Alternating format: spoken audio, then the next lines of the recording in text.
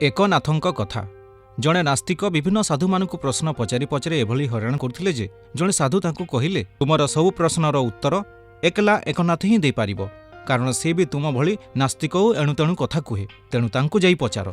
सुतरां से व्यक्ति एकनाथଙ୍କ ठिकाना नहीं तांको गाँव में पहुंचिले एवं खोजी खोजी तांको एक निछाटिया मंदिर रे पाइले। सेतेबेलକୁ एकनाथ प्रभु महादेवଙ୍କ पिंढी उपरे गोड़ थोई निघोड़ निदरे शोइथिले।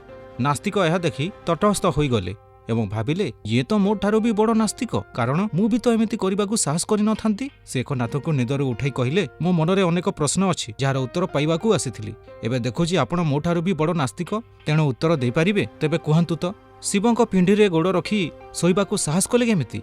एभली कथारे उच्च स्वरे हसिले एकनाथ और कहिले निर्बोध भली हुआ ना अरे मु देखिली जोठी पाद रखिबी सेठी शिव एबे करिबी कोन तेणु आउ से गोड़माण भितर न पशि जुआड़े मन गोड़ दे शोइले। एबे पुणी कहना जे एही पिंढरे ही केवल शिव अछंती हाउ कोठी नाहंती।